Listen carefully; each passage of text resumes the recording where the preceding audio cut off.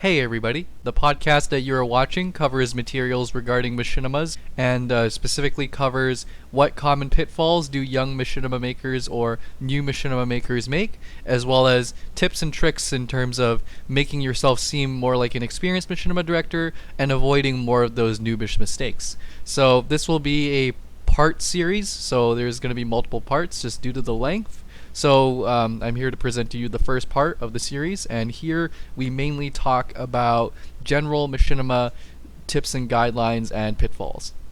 All right, so the main thing we're gonna talk about right now is like what do you think makes a new machinima maker's machinima look like it was made by a new person? All right, so let That us is let a, us begin. So I guess you want to go down the line? yeah, I think we should Hey, go look, down the I have line. a list. I So, watched one of Action Fighters vids.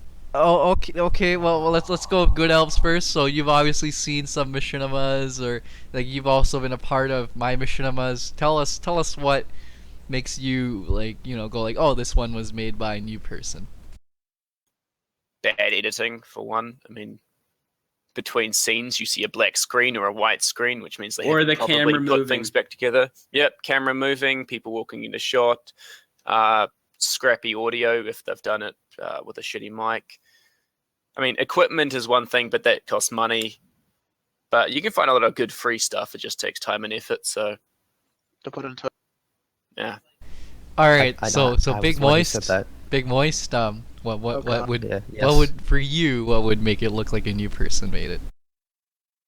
Okay, well, firstly, cinematography wise, I would define the fucking fumbling my words here. I would know something that's made by a nerd person if they use the camera. They just use it like they use it following around. They have no idea any coherence of where you need to make a shot. They don't. They just make the machinima just a following camera. They don't cut it or anything like that. They just have it following around. They don't know what angles to use, what kind of movement you need to have.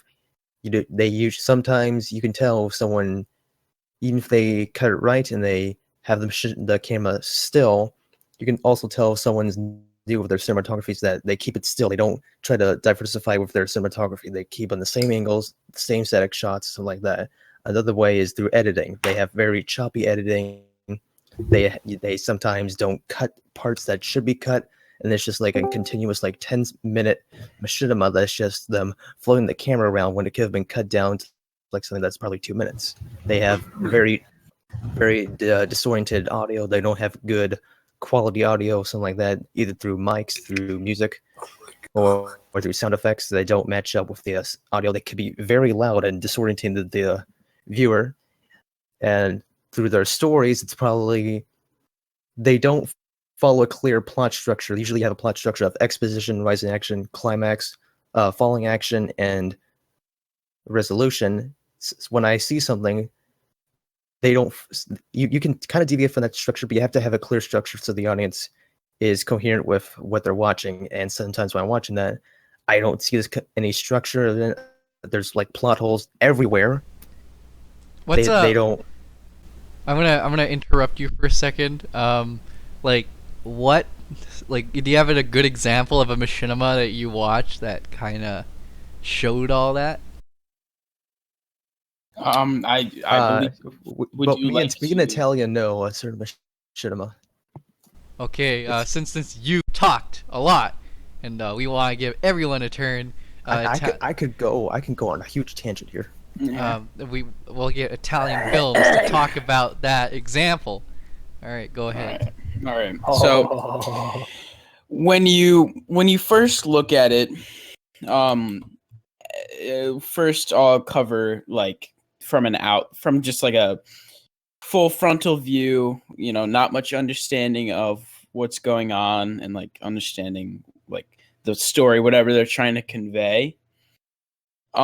You have to like look for big mistakes because everyone makes little mistakes here and there.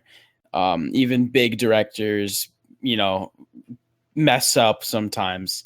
So when you look at the new guys or like the smaller guys, you have to understand also that they might not know what to do. So I don't want to flat out say like, oh, it's always. But what you should look out for. So first, I would say the editing. If they're moving the camera and you see them moving the camera, that's definitely a telltale sign. Either they don't have the right equipment to do it, if they don't have the right equipment, you probably shouldn't be doing it in the first place. So the choppy editing, choppy camera move, pretty much everything that Grumpy or Big Moist and you guys covered.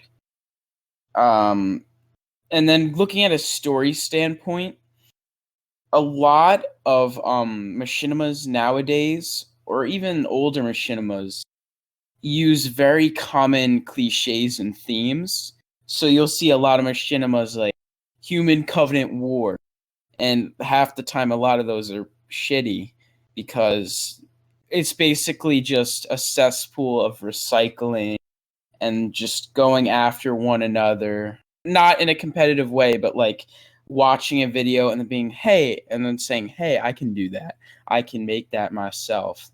And then trying to do it yourself, failing, and then you'll notice all of these similar qualities between these bad machinimas is that they hold similar themes. They usually don't have much of a story, and it's mostly just them trying to one-up each other or just kind of copy what they see. So you want to look for similar things between them, the shitty editing, problems with voice acting, and disorganization, and just, it's not hard to spot a bad machinima. You know when it's good and you know when it's bad. It's really not that complicated, but yeah, I would say, just as advice, if you want to make machinima, make sure that you have the stuff to make machinima, because improvising it is not going to get you anywhere.